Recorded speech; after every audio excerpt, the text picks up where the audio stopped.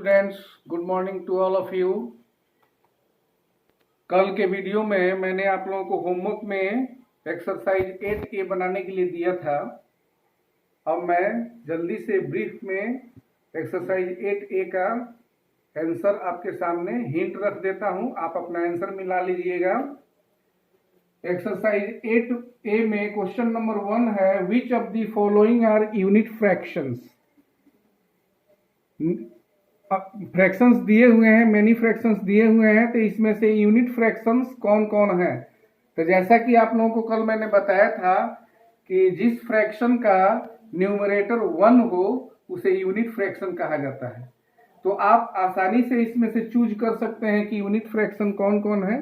जैसे b है, numerator 1 है तो यूनिट फ्रैक्शन है, c यूनिट फ्रैक्शन है, e यूनिट फ्रैक्शन है, h यूनिट फ्रैक्शन है, क्योंकि इन सभी के न्यूमरेटर 1 है। तो वेरी इजी, आप चूज कर सकते हैं। क्वेश्चन नंबर 2 है, which of the following are proper fractions. तो जैसे कल आप लोगों को बताया गया था कि वैसे फ्रैक्शन जिनके न्यूमरेटर लेस हों डिनोमिनेटर से, न्यूमरेटर छोटे हों डिनोमिनेटर से, वैसे फ्रैक्शंस को प्रॉपर फ्रैक्शन कहते हैं।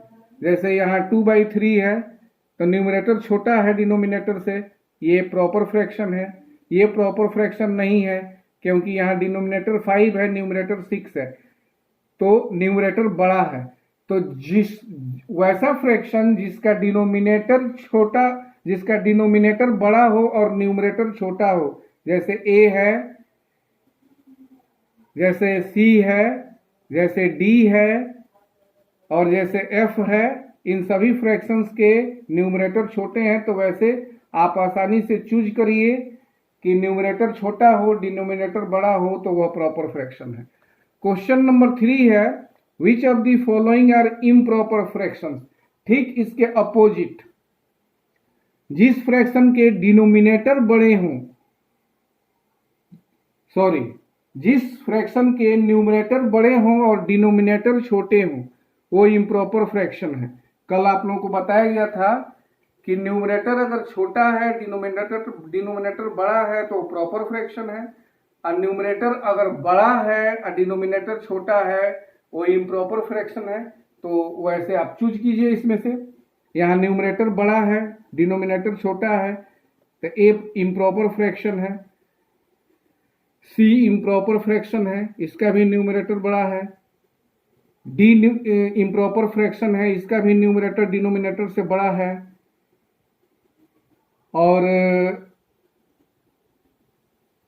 और नहीं। तो आप चूज कर लीजिए जिस फ्रैक्शन का न्यूमरेटर बड़ा हो डिनोमिनेटर से, वो इम्प्रॉपर फ्रैक्शन है। अब क्वेश्चन नंबर 4 में आइए, which of the following are mixed fractions. Mixed fraction के बारे में आपको बताया गया था कि वैसा फ्रैक्शन जिसमें होल नंबर हो और फ्रैक्शन हो, होल नंबर और फ्रैक्शन का मिक्स दिया हुआ हो। यहाँ जैसे 3 होल 5/6, तो 3 यहाँ होल नंबर है और 5/6 एक फ्रैक्शन है। तो जिस फ्रैक्शन में होल नंबर भी हो और एक फ्रैक्शन हो, एक प्रॉपर फ्रैक्शन हो, तो वैसे को हम मिक्स्ड फ्रैक्शन कहते हैं। तो आप आराम से इसमें से चूज कीजिए।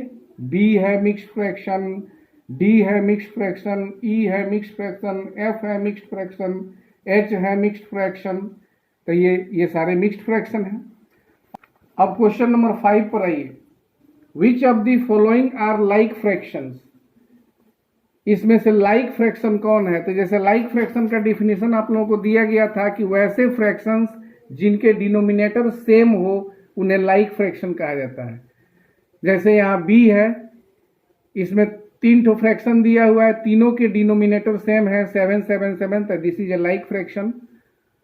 वैसा ही आपको e है, 3 ठो फ्रैक्शन है, तीनों फ्रैक्शन के डिनोमिनेटर सेम है 21 21 21, तो ये दोनों लाइक फ्रैक्शन है। बाकी के डिनोमिनेटर डिफरेंट है तो लाइक फ्रैक्शन नहीं है। अब ठीक उसके अपोजिट यहाँ अनलाइक फ्रैक्शन चूज करना है। तो वैसे फ्रैक्शन जिनके डिनोमिनेटर डिफरेंट हो, डिफरेंट डिनोमिनेटर वाले फ्रैक्शंस को अनलाइक फ्रैक्शन कहते हैं। जैसे b है, जैसे c है, जैसे d है और जैसे नहीं हो गया बी, सी और डी, ये अनलाइक फ्रैक्शन है। तो ये क्वेश्चन, ये एक्सरसाइज 8A समाप्त हुआ। अब अगला टर्म है आपका equivalent fraction, very important term, equivalent fractions. What are equivalent fractions? तो fractions which indicate the same fractional number are called equivalent fractions. Fractions which indicate same fractional number, वैसे fraction जो same fractional number को indicate करते हो, यानी वैसे fraction जिनके सारे फ्रैक्शन का वैल्यू सेम हो। जैसे एग्जांपल में देखिए, जैसे 1/2, जैसे 2/4। 2/4 दिखने में 2/4 है, लेकिन ये भी 1/2 है। ये 2 और 4 2 से दोनों 2 के टेबल में है, तो 2 1 जा 2 2, 2 2 जा 4, ये भी 1/2 हो गया। तो दोनों का वैल्यू सेम है, दोनों सेम फ्रैक्शनल नंबर को इंडिकेट कर रहे हैं, तो इक्विवेलेंट फ्रैक्शन है। जैसे 3/6 दिखने में 3/6 है, लेकिन इसका भी वैल्यू 1/2 है। 3 के टेबल में दोनों है, 3 1 जा 3, 3 2 जा 6, ये भी 1/2 है। तो ऐसा, जैसे 4/8 है। तो ऐसे सारे फ्रैक्शंस जो सेम फ्रैक्शनल नंबर को इंडिकेट करते हो, उन्हें हम इक्विवेलेंट फ्रैक्शंस कहते हैं।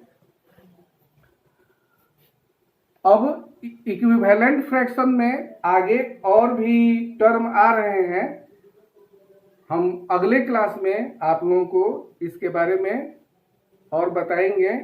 तब तक आप इक्विवेलेंट फ्रैक्शंस को अच्छे से स्टडी करें और उसको ठीक से समझ लें। यहाँ भी मैंने बता दिया, बुक में लिखा हुआ है, उसका डिफिनीशन भी। जैसे एग्जाम में एक क्वेश्चन होता है कि डिफाइन द टर्म्स, उसमें इक्विवेलेंट फ्रैक्शन भी आता है। तो आप लोग इक्विवेलेंट फ्रैक्शंस का डिफिनीशन याद कर लीजिएगा, उसको स्टडी कर लीजिएगा। आगे इसमें दिया हुआ how we will get a equivalent fraction, हम कैसे एक फ्रैक्शन दिया हुआ है उसका इक्विवेलेंट फ्रैक्शन कैसे प्राप्त कर सकते हैं। If the numerator and the denominator of a fraction are multiplied और divided by the same number, we get a equivalent fraction of that fraction. अगर किसी फ्रैक्शन में उसके न्यूमरेटर और डिनोमिनेटर में हम सेम नंबर से मल्टीप्लाई करें या डिवाइड करें, तो हमें उस फ्रैक्शन का इक्विवेलेंट फ्रैक्शन मिल जाता है। जैसे मान लीजिए ये फ्रैक्शन दिया हुआ है 1/2। अब 1/2 का इक्विवेलेंट फ्रैक्शन हमको निकालना है, तो 1/2 में आप ऊपर 2 से नीचे 2 से, यानी कि न्यूमरेटर में भी 2 से डिनोमिनेटर में भी 2 से मल्टीप्लाई कीजिए, आपको एक नया फ्रैक्शन मिला 2/4। तो ये 1/2 के इक्विवेलेंट है।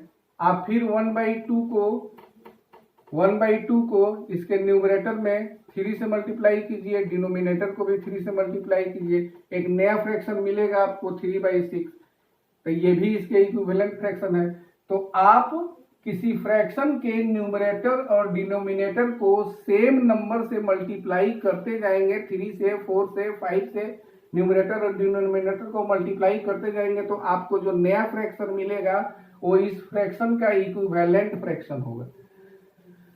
और अगर वो फ्रैक्शन बड़ा है, जैसे कोई दिया हुआ फ्रैक्शन है, जैसे मान लीजिए कि 4/16, तो ये बड़ा फ्रैक्शन है, तो आप इसमें मल्टीप्लाई करके भी इसका इक्विवेलेंट फ्रैक्शन प्राप्त कर सकते हैं और डिवाइड करके भी इक्विवेलेंट फ्रैक्शन प्राप्त कर सकते हैं। जैसे मान लीजिए इसके न्यूमरेटर को आपने 2 से डिवाइड किया और इसके डिनोमिनेटर को भी आपने 2 से डिवाइड किया, तो क्या मिला 2 और 2/8।